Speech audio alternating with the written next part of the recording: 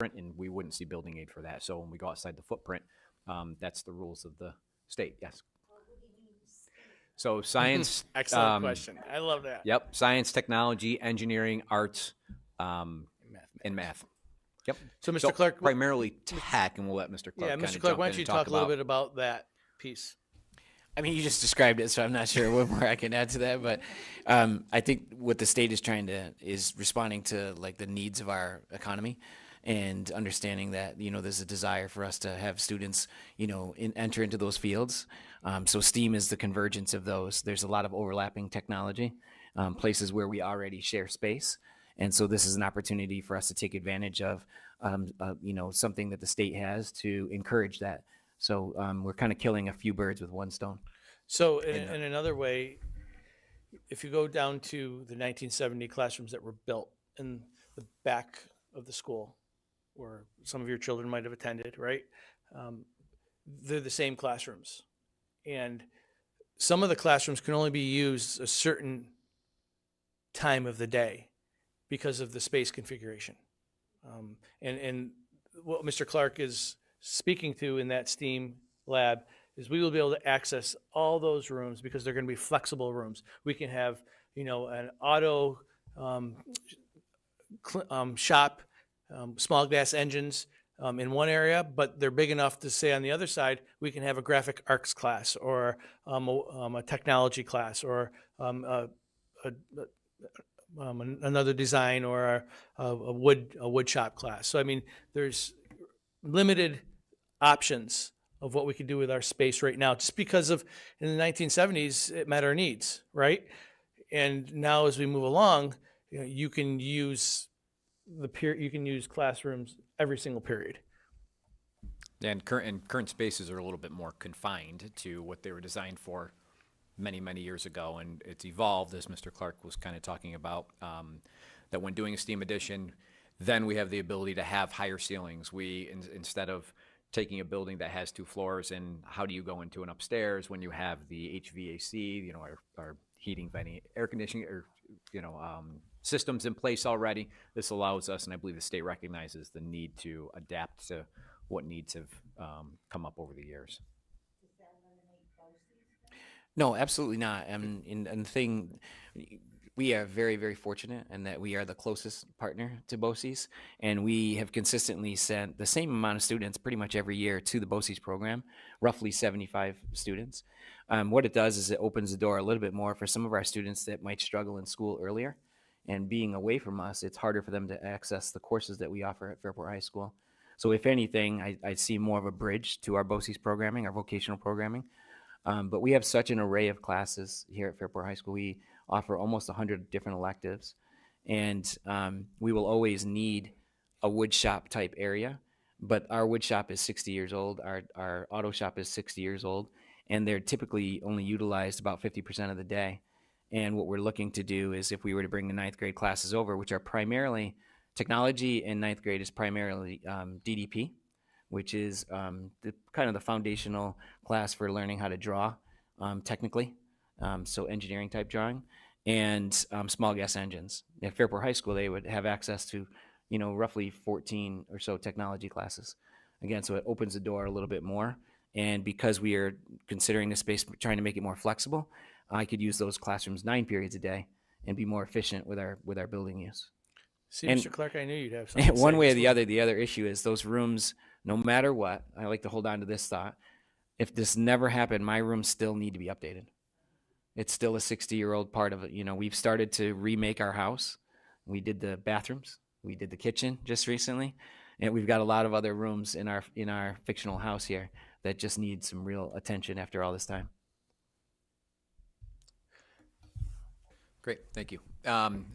Next piece is here. You see the tennis courts. Actually, shifting the tennis courts over in between the current stadium turf and the newly installed multi-use turf field that we have for baseball, softball as well. We've got a multi-use turf field in there for our phys ed and athletic teams to utilize.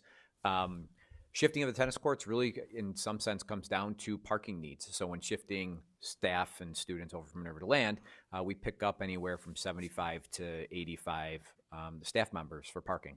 So utilizing the current tennis courts for parking, as well as around the back end of the building, some additional parking over there. That also helps with some of the auto work out at the addition, and then some additional parking in between at the other, just adjacent to the stadium field as well, to the east there. Then also adding 2 tennis courts. So right now we have 5. So now going to 7 allows us to host a little bit more events and have some more opportunities there. So a lot of our teams have to go other places to compete, right? And I think that's an important, like, having children, you want to go to your high school, you want to participate in your high school, you want to see your friends cheer for you, your family members, your caregivers cheer for you in the high school. And I think this new framework is going to allow us to do that. There's going to be a track that Mr. Clark's going to spend some time talking about. Yeah, I in both cases for tennis and for track, our current facilities aren't to the standard that we're able to hold large-scale events, sectionals, invitationals, and things like that. So in terms of the rest of the county, it's very much substandard. And I think this isn't like an attractive thing for most people, but I'm sure our engineers and Troy can appreciate this. That is the lowest area of our grounds, and for years have had water issues. And this addresses those in a way that our students no longer miss opportunities to compete or have to be on the road for things like that. And then one other feature I would point out there is that parking in the center between the 2 fields near the stormwater management, that's actually handicapped parking, which we're sorely in need of. And I think one of the things, just as an observer of a lot of our athletic events, we worry about our parents and grandparents, because the facilities are so deep. Getting to those facilities is a bit of a challenge, and I think that creates an opportunity for us to make it not so hard to get there. So this next slide takes a look at the interior of the building. And again, here in red, you see the addition. There's 5 classrooms there, 2 of which are a little over 2,000 square feet that offers that flexible space for some instruction here at the high school. In the far right-hand side, we have library reconstruction, and within the library, in order to pick up, we've done some space utilization studies. We've looked at our classrooms across the building. There would be some additional classroom addition within the library, so kind of reimagining the library, looking at the spaces. Again, we'd work with the users through that process should the project pass. And then we have some music suite reconstruction, which again also in some need and just aging areas. We use that area actually during the construction of the kitchen cafeteria to house some food storage so that they could shift between feeding students in the gymnasium while we were out of the cafeteria kitchen.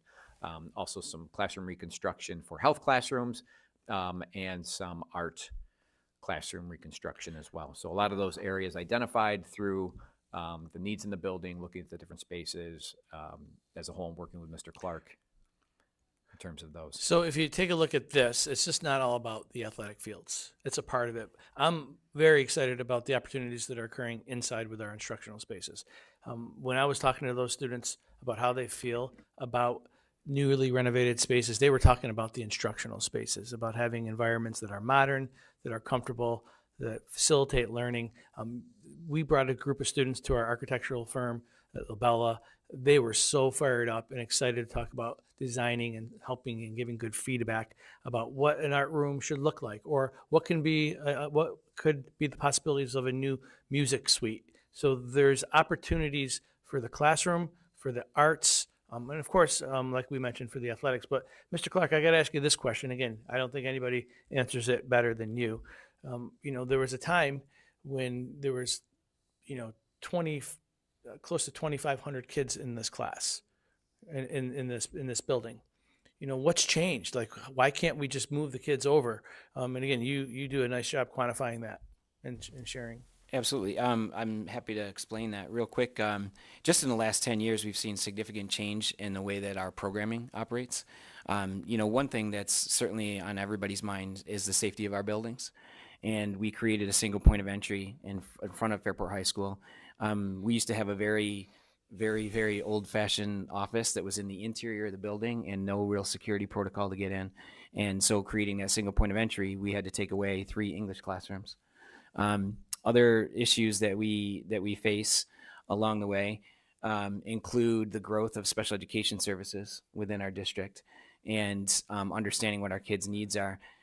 Quite frankly, in years past, special education was something that unfortunately took place in very small spaces, closet-type spaces, and it's not functional. And so following the law and making sure that we're advocating for our students' needs, our special education program has grown significantly and making sure that we meet their needs.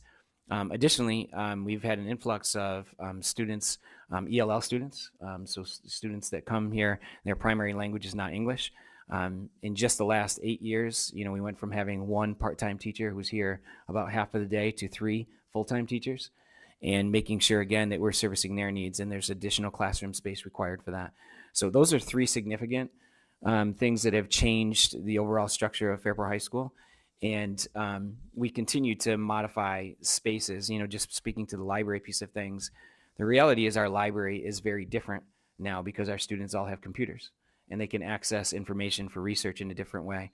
So while we really truly will always need a literacy rich space to encourage that love of reading and literacy and research that's so necessary for moving on, we could do that better. We can do it more efficiently, and we can pick up the classroom space at the same time.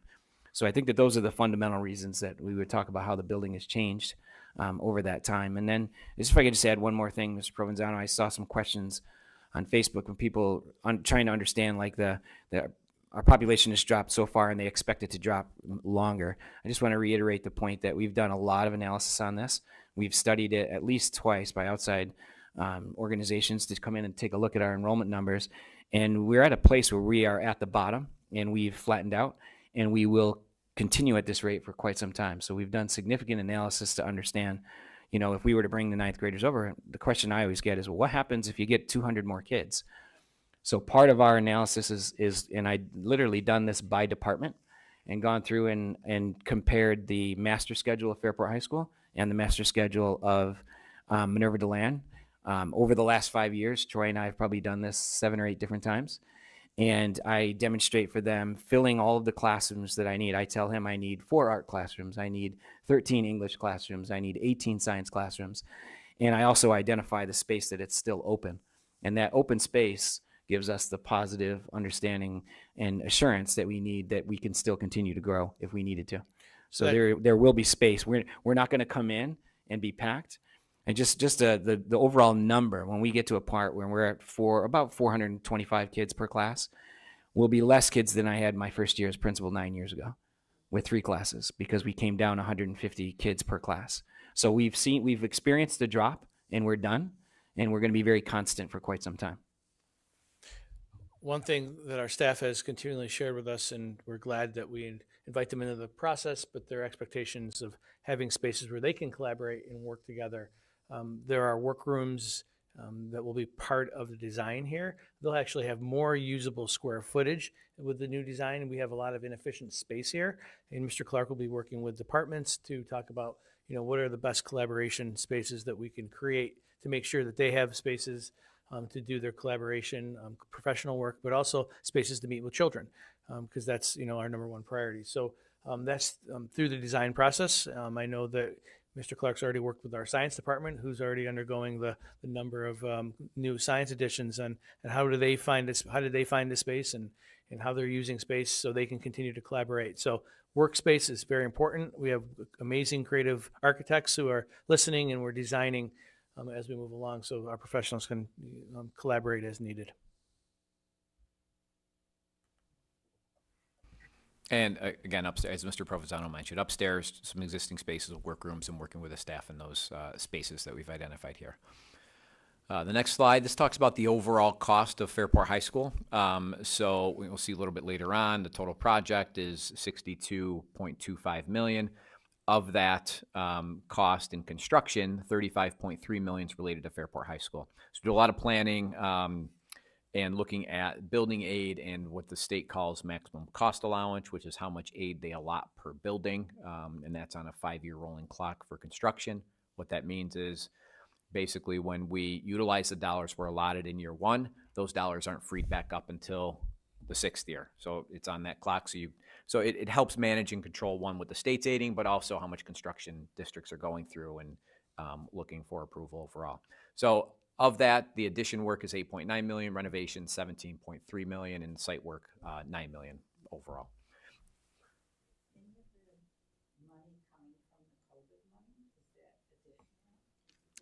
That's separate. So there's, different Good funding question. streams. Great question. Different funding streams related to state building aid, and then the stimulus money that school districts received related to COVID, and that was the Coronavirus Response and Relief Supplemental Act, and then the American Rescue Plan. So those are. We've allocated that already through staffing over and plans over the 3 years as we ease students back in, and then we had some plans long-term in terms of supports within the district. Those are So, two separate pots, though. Yep. Those are two separate, that comes with, this is how you need to spend that line of dollars, versus when you go to the state and talk about capital projects, they allocate it differently. You're right, it doesn't, like, you would think that you should be able to use the dollars as you see fit, but there are expectations and rules and accounting pieces, so they can manage it, that we have to follow. I just wondered if some of it could go towards. It's the right question. Yeah. It was the right question. It's already, it's money that could go through the capital project process. However, it's already been allocated as a district through that. However, what I can say is by allocating some expenses to those federal grants we've received, it's enabled us to provide some funding to our capital building reserves, which then we put that money right back towards capital projects. So it works together in fashion, just different funding sources overall. And you'll see that when we get down a little bit more and talk about the total project, as well as how much we're allocating from our reserves to reduce the impact overall, or to lessen the impact. I would just add too, I think the overall intent behind that money and where we've allocated the funds is to understand how our kids have been impacted by COVID academically and socially and emotionally. And so there's been a lot of intentional decisions around supporting them, support staff within the buildings, learning recovery type programs to make sure that our kids meet the standards. Here's some pictures that, I don't think the pictures do it justice, but these are spaces that our students are using right now. Mr. Clark, I'll let you walk them through this a little bit, but it speaks to how we're managing. Can I jump back before we get to these pictures? Because Mr. Clark ignited something in my mind here about those funds. With the state and the building aid formula, how that works, using any federal dollars will not drive building aid, because that's one-for-one money coming back from the federal government. The state building aid would come back at our 80% share for the building aid. So if we're using any federal dollars, it negates the actual aid that'll come back there. So by using the funds, one, to support our students in our programming and the staffing needs that we've identified as a district, those types of things aren't aided in any other fashion. So by taking the federal monies and getting that one-for-one money back is a strategy as well as we go through that process. There will be a and try to- test after this, so make sure you sit next to him. He's pretty good. He's good at, he's good. Yep. Sorry. Thank you. I just wanted to. So okay. again, spaces, and it speaks to, we are inviting, or we are welcoming Minerva DeLand students to Fairport High School. It's important that we do have, again, my tagline is flexible, responsive environments that accommodate our programming. But Mr. Clark can walk you through some of these spaces. Yeah, I think what you're seeing, I'll start on the left real quick, is a library that's like 25, 30 years since it's been renovated in any way, shape, or form. And at that point, it was pretty cosmetic. So what we're looking to do in the far part of the picture there, that's where that classroom space would be, facing A Route Road.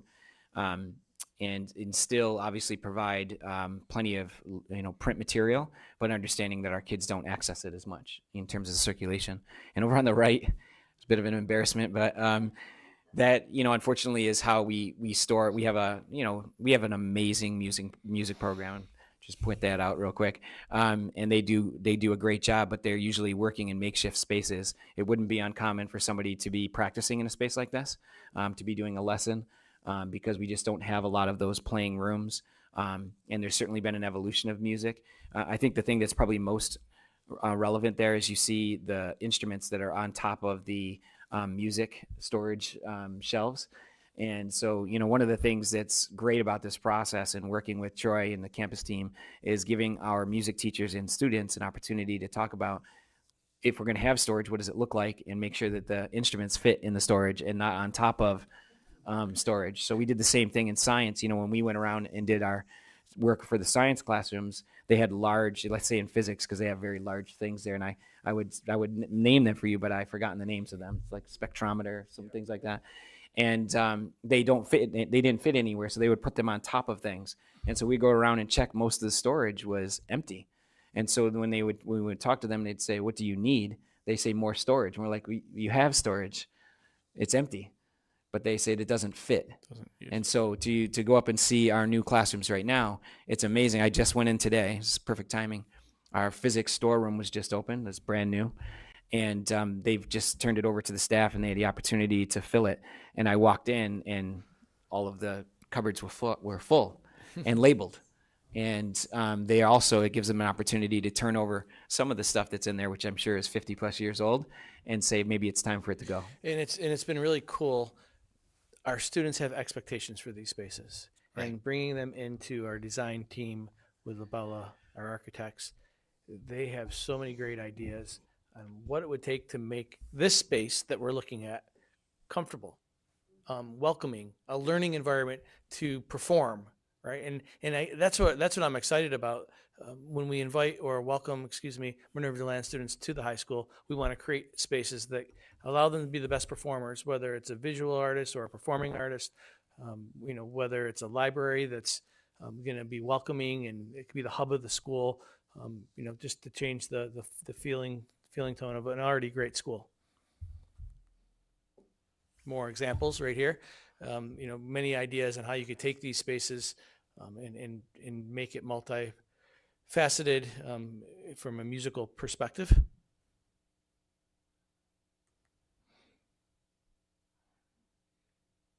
This is our auto shop right now, and it can only be used for auto, small gas engines.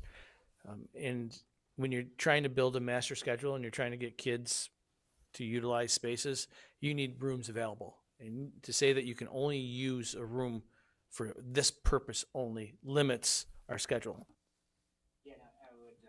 I'd also point out real quick, you'll notice that that would be what I would call the instructional space in the foreground. And then in the background, you see the cars. And it's such a tight space, and it wasn't really designed for the size of the cars we have, all sorts of issues that we see there. But the opportunity that the STEM bump out gives us, or STEAM bump out, I should say, is to still have that space, because we feel like that'll always be a need for our students, and to have that pathway. But it needs to be somewhere where I could also, on the other half of this, put a robotics class, an electronics class, and they're sharing the tools, and better storage, better height, so that we can do all sorts of things in there. We have a robotics program. It's pretty competitive, and it's really exciting to see our kids get really excited and jazzed up to participate. It's just not a Fairport. It's a county and state and national. Our kids are always competing. We don't have a place for them here at Fairport High School, right? The spaces are so limiting that they're using another space in the district, which is great and fine. We share. But again, students want to experience high school at the high school. And if you take a look at the ceiling, I think, Marcy, you could probably vouch for that. That ceiling's a real ceiling. And it's not because we don't care. It's just because we haven't made it a priority. The board has made it a priority. That's why we're having this conversation. That's why we're trying to say incrementally, we need to get our house in order, make sure that we have environments that we're proud of. And when people come and look at our schools, say, this is where we want to be. Right here to the left, a makerspace, right? I mean, a makerspace is a place where you can get 20 to 30 kids, using different tools, from robotic pieces to Legos to, mini bots, programmable robots, to computers. Right now, this space is extremely limited, right? And we talked about that NASA Hunch program. Mr. Clark, do a 30-second infomercial about NASA Hunch. Yeah, so NASA Hunch is an exploratory program where our students are given a problem and an opportunity to solve that problem, a problem that our astronauts may face in space. And they compete with a few other schools around the country and design solutions to those problems. And if they're fortunate, NASA will adopt those solutions.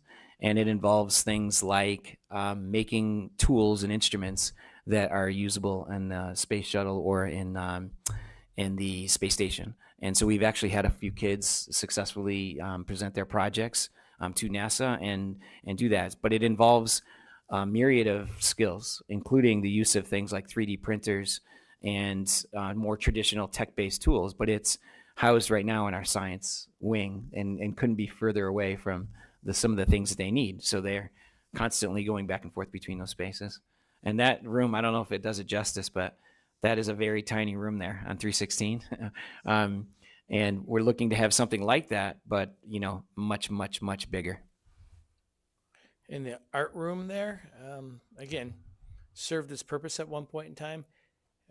It's exciting to hear our students talk about what a art room looks like. We have multiple electives. How many electives in art? We currently have 11 electives in art. So and these- we would, with ninth grade coming up, we would add to that a little bit. So our students know things, like they know, like if they're serious about art and they know what studios look like. You know, they go to different places and experience art, whether it's at the local university or whether it's part of a summer camp. They understand what a quality art space looks like, and they would say that this is not it. And that's not a reflection on our amazing teachers, because they do what they can with what they have. We could do better, and that's what this project allows us to do, to meet the needs of our amazing, expansive program that we see as an investment, and give our staff the resources to be the best they could be. One little small thing there, just Mr. Provenzano, I think it would help you understand. We used to have dark rooms. We still have a dark room, but we don't use it, and it really impacts the space. You know, so moving into digital photography and graphic design, use tablets and, you know, large, you know, digital formatting, and this doesn't work. You know, that doesn't work. So And here's another picture of a ceramics room in the art arena. To the right, again, a majority of this project is about having the Minerva DeLand students come over to the high school. But there are portions that we're able to allocate towards, say, Jefferson Avenue, the cafeteria. Now, all of our elementary cafeterias can use a little TLC. But this cafeteria is deemed the most needy, if you will. And so there are dollars allotted in this cafeteria, from space design to sound, because it's used for many different things, to the actual cafeteria and the lines that students go through, to the equipment that they use. So there's a whole list of things that we're looking to do to meet that need. We also know that you could do the same thing at all of our schools, including Brooks Hill, Dudley, and Northside, our elementary schools. And of course, JP needs a once-over. And Mr. Stevens is going to take some time to talk about, you know, the extent of the project. Yep, so here we'll look at the other buildings. A lot of major themes, looking at our infrastructure, consolidations. We talked about Balmer Place, building code improvements, accessible toilet rooms. So at each one of our buildings here, you'll see built into this budget's renovation of reconstruction of 750 square feet of toilet rooms at each building, and then energy efficiency and digital control. So building condition survey, that's something that schools are required to do every 5 years. We have to work with an architectural firm, submit the report to the state. It looks at useful life of our facilities. It looks at everything from site, outside, sidewalks, pavement, to our building infrastructure, to our mechanical systems, our heating, all of those pieces, unit ventilators, and so on and so forth that we have. So part of this project at Brooks Hill, you can see about $1.6 million is the construction budget at Brooks Hill. You see some mechanical direct digital control replacement. That helps with our energy management process. As we have these digital controls with our systems, everything's connected through it, allows us to manage those systematically and to set temperatures and monitor systems and see when alarms for boilers are going off, all those different pieces as a whole. That you see that also in the cafeteria, air handling unit, unit heaters. I won't go through every detail overall, but as Mr. Provenzano mentioned, at Jefferson Ave, cafeteria, full reconstruction, and kitchen equipment. So taking that space, again, one of our most in need areas could be, there's some code improvements that would also be addressed over at Jefferson Ave, which is overall why Jefferson Ave has been selected for that work of the cafeteria kitchen renovation. On the next slide, we have our middle schools, Joanna Parra and Martha Brown. Again, same themes here. You see it all throughout Martha Brown. A lot of our ventilation upgrades, a lot of the direct digital control replacement and upgrading, duct work. And then we have some light reconstruction of some office spaces over there just to assist with the transition of staff from Balmer Place into some of the spaces we have at Martha Brown. Minimal, there's some spaces over there that we already have in mind, but just to be sure that those are up to speed with the ventilation needs we have to have for staff and employees working in these related spaces. Please feel free to ask questions. I know we're running through this. So overall, project budget, you can see in the top listed next to each building, those are all the construction budgets. Within every capital project, there also has to be a contingency budget built in. That's because these projects aren't bid for a couple of years. Construction takes place 3 years out, and also, so that's escalation estimates that we embed within the contingency budget, as well as any unknowns that we run into. Once we start doing construction in areas, we get behind walls, we get into ceilings, things are discovered as we go through that process. So those are built into the budget overall. And then incidental budget, those would be related to our architect, engineering, construction management fees, insurance, all those different pieces that we have to budget and cover through the capital project. And they have to be broken out separately when we report it back to the state. So that's why you see these here individually. So total project cost, $62.25 million. Capital reserve usage, and pretty soon I'll be able to not have to say pending audit financials completion after Tuesday. But $19.2 million coming from a combination of 3 of our building reserves that have been voter approved over the years and funded with any surplus. For example, as we went through COVID, we had some expenses that didn't take place as we had some shutdown time periods there. And then the following school year, et cetera. And then the federal stimulus money is also helping out with this. So taking $19.2 million, which is pretty close to exhausting the capital building reserves, but in an effort to really support the non-aided portion of this project. That would lead into a borrowing of about $43 million. So it's essentially the total project less the capital reserve usage. And then as you go through the interest expense, our total debt service, renovation, reconstruction projects are aided by the state over a 15-year period. So that's the time frame in which school districts borrow for those, because the state doesn't just give us money up front for these projects. They want to see final cost reports submitted. We've gone through the work, and then they'll start flowing the building aid, and that takes place over 15 years. So we match the loan or debt payment up with the aid that's coming in to net out the overall cost on an annual basis to the local share. So the component share after aid over the 15 years is a little over $15.5 million, or about $1 million per year. On a $200,000 home value, that works out to $59 per year of a cost over those 15 years. So it's a little over about 1.25% on the overall tax levy. You can see assumptions listed on the left-hand side. Those are a lot of the pieces that we have to take into account as we go through this. We receive 80% back in building aid, but if we do exceed any maximum costs or we have unaidable work taking place, it does drop down what actually is the aided portion of the capital project. So you see a bond percent there.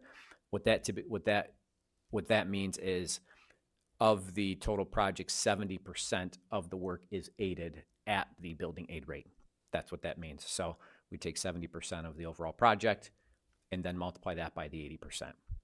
There's other calculations as they aid on interest, and it's amortized over the 15 years, but that's the simplest way to look at it. So those are the big pieces there related to the building aid and the cost over the 15 years. So given our assumptions here, and on the $200,000 house, you can expect it to be on average of $59 per year. I think just the bottom lines, that helps you understand what that means to you in your home, in your budgets, etc. So given those assumptions. Thanks, Mr. Correct. Steve. Thank you. Here is a bunch of questions we put out to the community, always looking for feedback. You could scan that and go up to our thought exchange and give us more feedback. If you're online and listening and watching online, you could still scan that. These are accessible. We want to hear your feedback. If you don't have access to a computer or you want to tell us, we're always available to continue to receive feedback.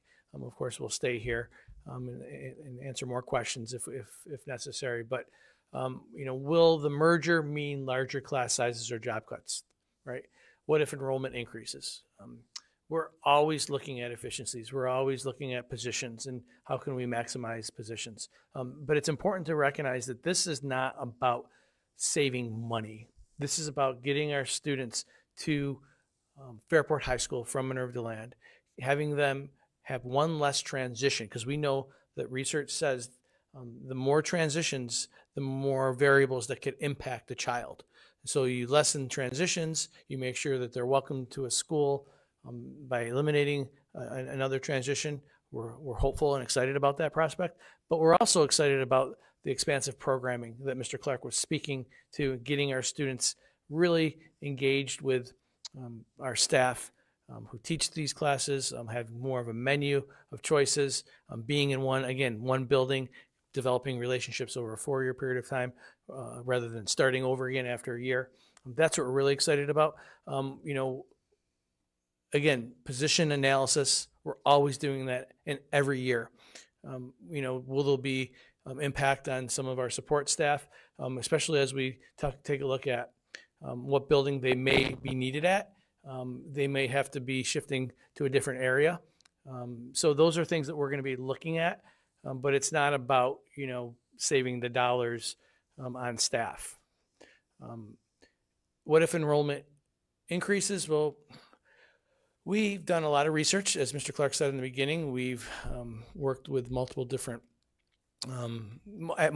times throughout the past couple of years. We've done enrollment projections. We feel confident that our numbers are going to be between 400 and 450 as a graduating class for the next several years. Now, you can't project in good faith, like really something no one's going to guarantee in 10 years, right? But you can make a pretty safe assumption. Again, with patterns of people coming in and out of Fairport, we're seeing 2 families, 1 family homes versus 4 families like it was, in years past, just by changing family dynamics. So we're pretty comfortable and confident with our projections because we've measured multiple different times. It's a big undertaking, and we want to make sure that we're accurate, but we feel good about our projections. Start times is a board expectation, and it hasn't changed. As we continue to move through this process and project, we hope to confirm that as we talk about aligning start times to research, which means the high school students come later and the elementary schools leave early. They would flip. The only thing that's genuinely stopping us is we need drivers, right? So if you're interested in driving or know people who are driving, send them our way. If they want to work in a great environment, make a difference. But that's a reality. That's a high expectation of the board, and we anticipate and are hopeful to make that a reality as we transition Minerva DeLand over to the high school. Plus, we're also taking 10 buses out of the mix, 10, 11 buses, and that's what we needed over at Minerva DeLand. So we'll be looking at our routes and communicating more about that in the future. But the board hasn't shifted their thoughts on the importance of start times. Upgrading HVAC systems, installing air conditioning. We hear this all the time, and I'm going to have Mr. Stevens talk a little bit about that. And if Mr. Clark, of course, wants to chime in, he's welcome to do so. All right, thank you. So within this project, in the newly reconstructed spaces, like the addition portion, as well as the library, which already has existing air conditioning, so those spaces will have air conditioning. However, when we go through a project and prioritizing the work and looking at the overall length of time that air conditioning is used, primarily in the September and June months, and looking at the days, we do have to prioritize the capital projects in terms of that, adding the air conditioning. So it would have been approximately $2 million to hit all the spaces that we are reconstructing in this project as a whole, district wide. it could be $100 million to upgrade all the different spaces and looking at the HVAC with all the square footage that doesn't have the air conditioning at this point in time. With that said, while we go through the bidding process and we look at where bids come back in, if we do have favorable bids through the process, we do look at spaces where we could potentially add this work to. So if we do have favorable bids, which we were fortunate enough to have that during the science classroom bidding process. So our science classrooms here at the high school do have air conditioning installed. So that was fantastic. It's upstairs. We know heat rises, very helpful and very positive in that fashion of the project. But at this point in time, we don't know yet where bids will come in a couple of years if the project is approved, but something that's always at the forefront of our minds as we go through the process. Has been part of our conversations through the construction team right from the very start. And we will, if we're not able to get it into the project, we will build to set it up for the future, right? If at all possible, right? And we know that in this environment, more than ever, learning needs to be in a comfortable place. And sometimes it does get hot, but the amount of days that it gets hot, we stopped worrying about the heat, a couple weeks ago, and that's our weather, right? But when it's hot, it's hot. Yeah, I would just say thank you for chipping away at the problem. But as my father-in-law says, dealing with the heat builds character. So, I think it's we all know that it's a couple of weeks in September and a couple of weeks in June. I think the real positive pieces are, again, getting after the science rooms. We also, the cafeteria will have that.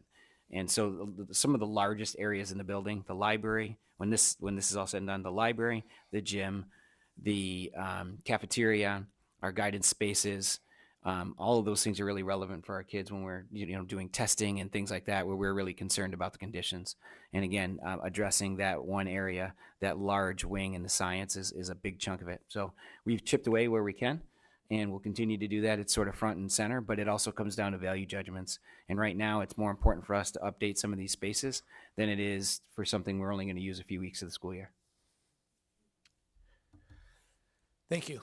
How does the district plan to use Minerva DeLand to the community's best advantage? If you go to Minerva DeLand right now, it's probably being used right now. The swimming pool is always being used. We're using the performing arts area, the auditorium, the gymnasium, the outside facilities. It's a high-functioning school district, lots of utilization. We have outside groups coming in, using it for ensemble purposes. So we're really going to continue to do that, right? And we're going to house district offices over there as well. Professional development would be centralized, student services, and special education. Right now, these offices are sort of tucked away in the corner, and a lot of people don't really know where Balmer Place is, So, but if you centralize it and, you have special ed, student services, registration, food service in one area, which we would like to use for district offices, that's going to be a good use of our space. And again, we are also looking at different things. For example, the board has talked about and is passionate about pre-K. It's a growing need as a community service. We've had community members express interest in it. So maybe potentially planning for using it as a pre-K site to meet a community need, a growing community need. We have partnerships with BOCES. They use space. So there's opportunities to maximize Minerva DeLand still, continue to keep it as a functioning resource for our school district, and also meeting a community need, like I said, with the potential addition of pre-K in the future. What about our elementary schools? I mean, when we gave the survey, someone came up to me and said, aren't you worried? Like, people are so upset that the elementary is not getting what they need. And I'm like, I think that's cool. People are upset and think that we need to do more. Everything has a time, everything has a phase. Our board has set aside general fund dollars each year, for example, to do libraries in the library. To do a new library renovation at Dudley, to do playgrounds where we could do playgrounds. So there's a district commitment to continue to get at our elementary schools, and I fully accept that critique that elementaries, we can't do enough, right? And we're not doing enough. But if we were to put it all on a spreadsheet, it would be a $200 million project, right? And I don't think that's reasonable or responsible. So then we go back to priorities, and one of the priorities is getting consolidating Minerva land and FHS, and consolidating our facilities. So in good time, we're poised, and there are plans to address not only the elementary school but other needs, which we'll be talking about in a second. But Mr. Stevens is going to do a quick little rundown of how we've prioritized the elementary schools through the years.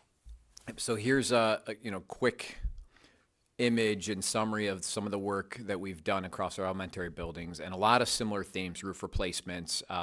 We've done some secure vestibule renovation work through our Smart Schools Bond Act funding. We've replaced some flooring through our capital outlay projects, which districts are allowed to do one capital outlay project per year at one building, so it's isolated to one building. We can allocate money there. We've upgraded air conditioning in the we've added air conditioning in the library at Brooks Hill.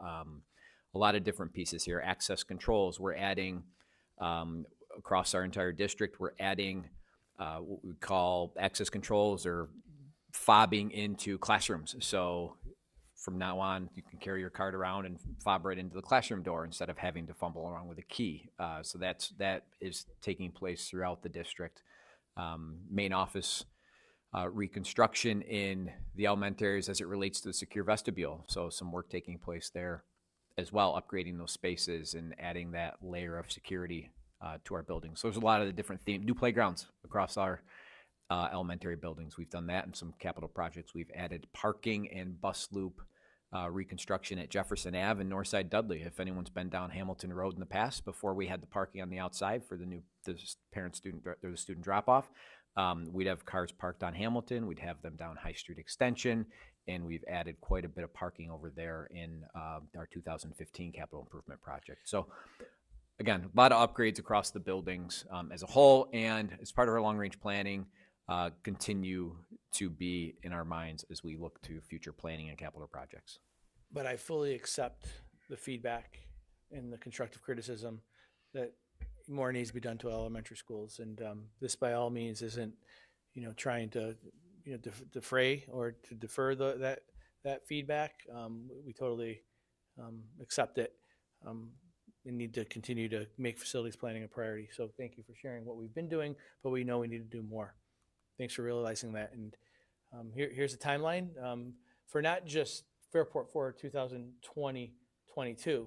This is Fairport Forward 2025, because I know there's some members here that are interested, respectfully, in future projects and scopes. Like, is this a one and done? Right? There's more work to be done, right?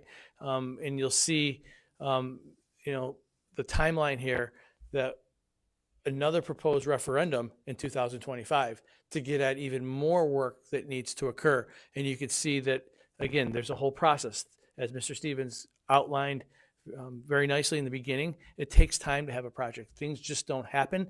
We need to make sure that we have the right resources. Debt's coming off, new debt coming on, making sure that we can get approval through SCD processes. But if you see the bottom right-hand corner, begin with the end in mind, and then I'll let Mr. Stevens sort of jump in and give more information. But you'll see that at the end of construction in 2030, you'll see that there's a list of very important priorities. And it takes this time because, again, we're talking about getting at a lot of different needs in the district. Elementary school improvements, moving district office, the sale of district office on Church Street and moving it to Minerva DeLand, pool addition at Fairport High School. Again, this pool that we're currently using, we have an amazing staff. We have amazing coaches who make do with a resource, a community resource. And you want to hear about the importance of water safety and wellness. We could talk to Marcy, Coach Callan here to talk a little bit about that at some point. But our pool is a community resource. It should be used, and it should be, something that we're proud of. Doing a lot of patchwork to continue to move us through this until we get to that point. But it's about phasing and prioritizing. You can't do it soon enough. So beginning with the end in mind there, that's 2020-25 timeline. You want to add to that? I think you did a great job, but I I'll, took a slide. It's I don't think- fantastic. I missed something. He didn't mean that. The only thing that I'll, add to that, overall, again, asterisks, right, what we talked about and presented earlier is really the 2022 project referendum, and we outlined the work that's related to that. The 25 referendum, there's no scope or budget has been established for that, but those are some of the different potential scope items that we talked about, and those have been items at the forefront that we've seen over the years, and we'd like to continue to try to address and chip away at. This project, you see a long construction time period and multiple submissions. There oftentimes are multiple submissions to the State Education Department, trying to align with when we want that money to free back up in our construction process. So here, it'd be really important to know that with the high school, there would be a submission later on in this project because we would be waiting for money to free up from the project vote of 22. So we need that 5-year time period to take place and be exhausted in order for there to be aidable dollars available for that construction. It doesn't mean that the referendum can't take place. It just means the actual construction and submission to the state can't happen until the 5-year clock is through. So we have to time that up and be sure the approval takes place 5 years after the last approval took place. So that's why you see here multiple construction. Gives us time to save money, Gives too. us time to save money put for back- for any non-aidable, non-building aidable costs, such as any construction that would take place at Minerva to land, because we were taking that aid and shifting it to the high school. We would want to have the opportunity to save up capital reserve monies to help with that non-aidable cost, just like we're able to give the $19.2 million back in this 2022 referendum. So that's, kind of, again, Mr. Provenzano did a great job talking about the timeline with the end in mind. You do see a little bit longer here just with timing out the different construction periods and the different areas of work taking place. Question. The two buildings that you'd be bringing to Minerva's land, that fund go into capital building? Or does he sell them? So first we have to look at any outstanding debt we may have on the buildings. So if there's work that's taken place, if we did a roof replacement at partial roof replacement at Balmer Place. So we have to look at what's still left to pay back on that. So anything that we have, so if the building sells for X dollar amount, if we still have debt greater than that, the money has to go into our debt service fund just to pay back the debt. So for that whole building, just that building. That sale. yes. Correct. Yep. The sale for that building. Any excess money can go to the general fund, and then we could look at through our capital reserve process. But first, we have to look and analyze what outstanding debt we have on those buildings. So we did a boiler replacement about 7 or 8 years ago at district office through an energy performance contract. So that there's a little bit of debt that'll be left on that, but again, we'd go through that with our advisors, make sure that we're allocating the money the proper way. Yep. In any sense, it's still either going to go back to pay off the debt or into a reserve if we could do it that way. Good question. Feedback's critically important.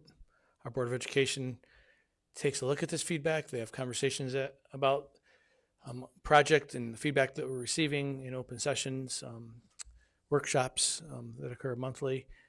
So please don't hesitate to provide that feedback. There's a link to our thought exchange where you can continue to share your best thoughts on Fairport Forward. Well, thank you. It's very interesting. There's more, right? We're almost done. No, this is it. This is the final, but there's more opportunities to learn about it. So if you have friends and they want to learn more, these will be the future conversations that we'll be having. By all means, we want everyone to be informed. If they have questions, if they need clarification, this will be the venue to do that. On the Correct. Yep.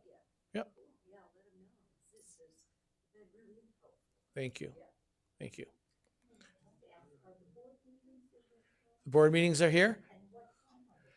The board meetings, they happen on Tuesdays. They start typically at 6:30. Yes. Yep. You can come in that door. Yes. Yep. We welcome you to come and